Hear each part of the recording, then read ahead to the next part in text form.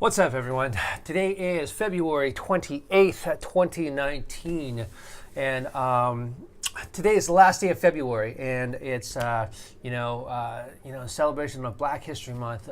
Today I was at the SGI centers, and I, along with one of my cohorts in practice, we both recited passionately a poem by President Daisaku Ikeda. And the poem is The Sons of Chiu.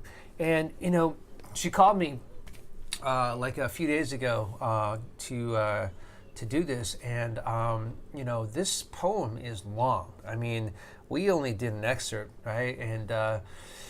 And we did it together, and it was about 10 or so minutes, right? And but that's just maybe a half of it or something. But this poem is effing long. But here's the point: the length isn't the issue. And it's actually not an issue. Let me rephrase that. The length is just part of it, right? But the excerpts that I read. And I've read this before, but I've never read it like this. I read this, and wow,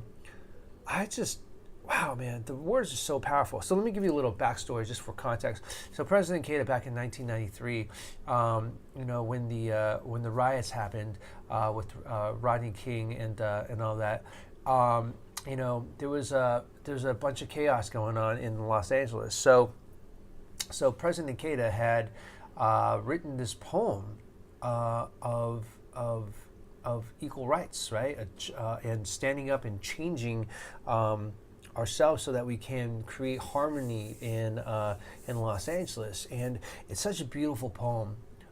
It's not just beautiful; it's so in depth and so powerful. It's got this amazing power to it. And the last 3 days when I've been just looking through it, and as much as I could, because I've been busy running around and doing a lot of stuff. Anyhow, I just soaked this in, and it's just really powerful. It's just really, really powerful, and I don't think I've been affected by such good writing, or even taking the time to read something like this and really just soak this in to really fully understand it, what the situation was at the time, and it's just so powerful. And one of the things I want to take away from this experience, and this experience I want to continue, because it's such a good poem. I'm considering the challenge to challenge myself to memorize the whole poem, and it is a long poem. It's 20 minutes long. I mean, if you say it verbally, right? So I want to challenge myself to take that up. But one of the things I took away from this tonight was that we were at the meeting. We were talking about civil rights. We were talking about human rights, equal rights, and we also talked about Rosa Parks, with her iconic moment in history where she sat in front of the bus and did not give it up, and then she got arrested, right? So saying all this, the one thing I took from this poem and this night was not only did I not understand the gravity of the issues back then. I've talked about it with friends, and I've heard about it,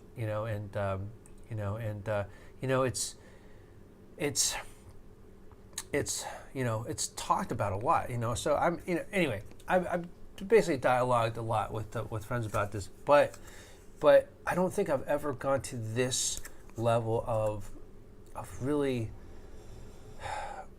just finding the understanding of the situation, and therefore, it's sort of like I was numb, or maybe just ignoring all those issues, right? And not really standing up for justice, and I'm just gotta apologize for that.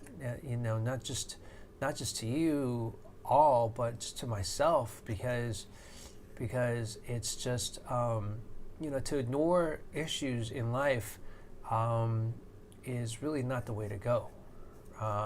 We've all got to stand up for something that we believe in, and we've all got to, if we don't like something, we've got to change it. And I guess part of me, in the past, didn't really have an opinion on it. I grew up in a way where I just thought if you ignored it, then it's okay. You just kind of live your life. But what good does that do, right? What good does ignoring something or not having an opinion about something do, especially when it affects you? And something like this really affected me tonight. I guess also part of me is slightly fearful of talking about issues like this because, growing up in a society of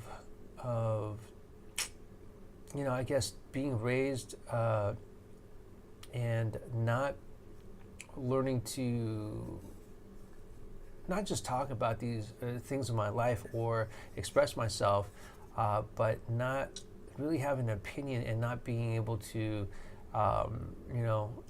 just stand my ground on something, right?